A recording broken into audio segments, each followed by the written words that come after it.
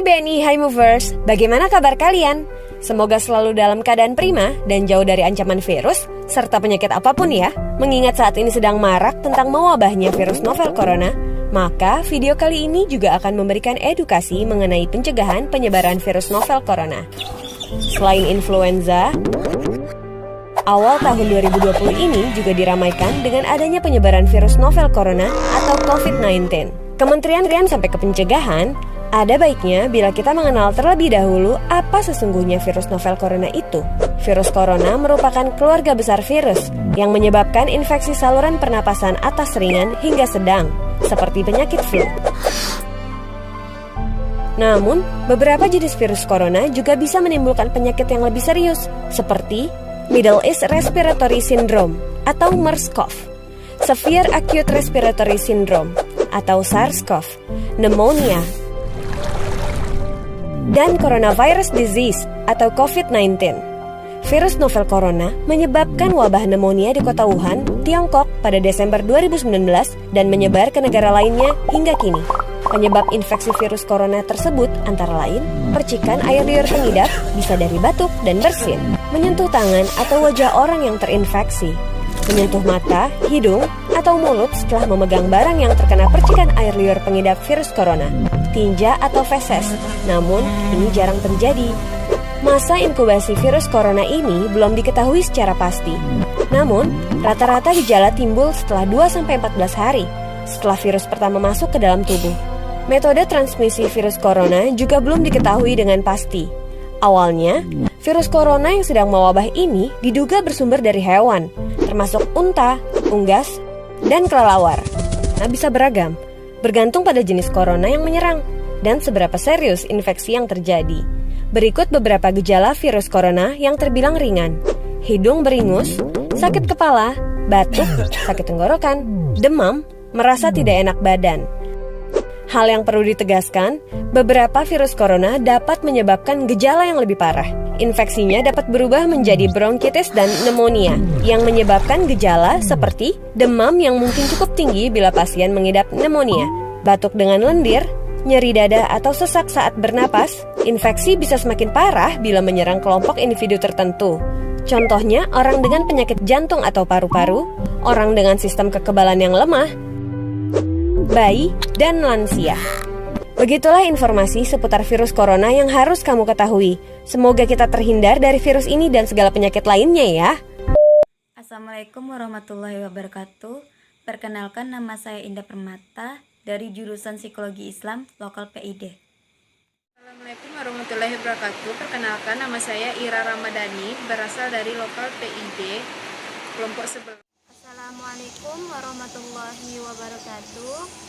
Perkenalkan, nama saya Rodiatul Hasanah, jurusan Psikologi Islam semester 6 PIB.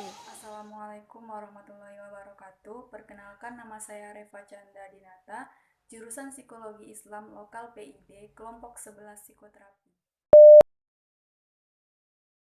Gangguan kecemasan.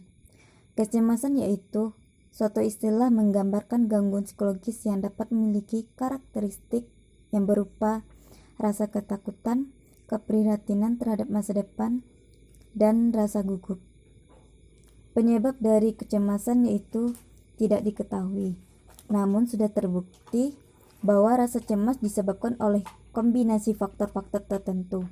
Seperti gangguan mental lainnya, rasa cemas disebabkan oleh gagalnya saraf-saraf otak untuk mengontrol emosi dan rasa takut.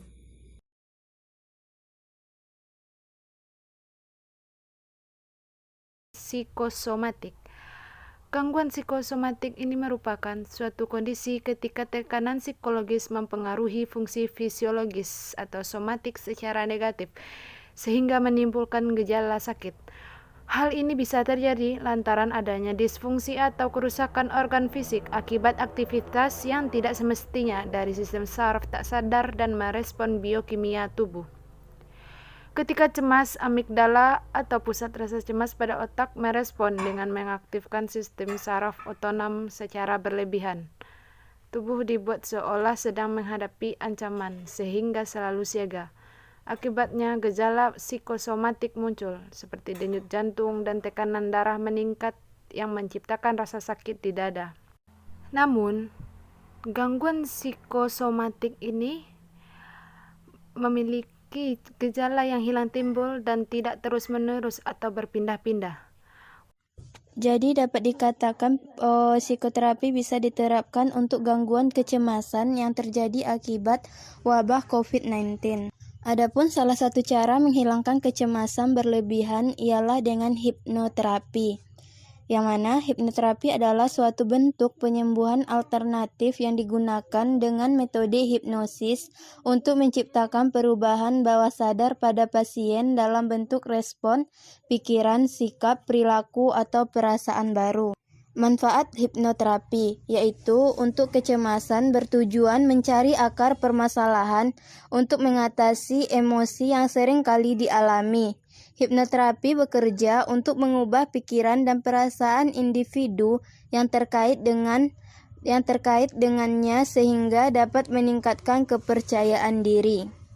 Pada saat melakukan hipnoterapi, terapis akan meminta Anda untuk fokus. Anda akan fokus pada sensasi fisik sambil menceritakan hal-hal yang membuat Anda kecemasan. Begitu Anda mengenali sensasi ini, hipnoterapis akan mengucapkan kata-kata yang menenangkan sekaligus memberikan saran terbaik untuk Anda.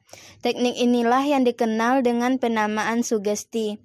Kesuksesan hipnoterapi itu tergantung pada berapa niat Anda untuk menghilangkan kecemasan. Hal ini bisa didiskusikan antara pasien dengan hipnoterapis, karena tingkat gangguan kecemasan setiap individu berbeda, sehingga kebutuhan untuk menjalankan hipnoterapi pun berbeda. Bisa saja, jika seorang individu membutuhkan 1 atau 2 sesi untuk mengatasi gangguan kecemasannya, tetapi ada pula individu yang lain membutuhkan beberapa kali sesi. Oleh karena itulah perlu mendiskusikannya dengan hipnoterapis beberapa kali sesi dan teknik apa yang dirasa lebih efektif untuk mengatasi gangguan kecemasan. Hipnoterapi hanyalah salah satu dari beberapa cara yang efektif untuk membantu mengatasi kecemasan berlebihan. Selanjutnya, bagaimanakah mengantisipasi dampak psikologis terhadap COVID-19 ini? Maka perlu adanya strategi coping adaptif, yaitu cara mengatasi masalah yang adaptif oleh baik penderita maupun masyarakat luas. Perasaan khawatir, tertekan, dan cemas ini apabila dapat diolah dengan tepat oleh individu, maka bisa mengarahkan individu tersebut pada reaksi melindungi diri dengan tepat dan meningkatkan religiusitas individu karena individu dapat lebih mendekatkan diri kepada Tuhan Yang Maha Esa. Sebaliknya, apabila strateginya adalah coping maladaptif, maka tidak menutup kemungkinan individu dapat mengalami distres, kecemasan, gejala obsesif kompulsif, atau permasalahan psikologis lainnya. Terdapat himbauan untuk masyarakat dari Himpunan Psikologi Indonesia terkait penyebaran COVID-19 yang disingkat psikologi. Pertama, perhatikan kesehatan. Kedua, lakukan social distancing. Ketiga, ingatlah untuk selalu menjaga kebersihan. Keempat, konsumsi buah-buahan, vitamin, dan makanan bergizi. Kelima, olah pola pikir, olah rasa, dan meminimalisir kecemasan. Keenam, lakukan kebiasaan baik dengan menutup mulut, hidung ketika batuk dan bersin, serta hindari menyentuh bagian wajah dengan tangan. Ketujuh, olahraga secara teratur. Kedelapan, gunakan masker. Dan kesembilan, ingatlah untuk selalu berdoa.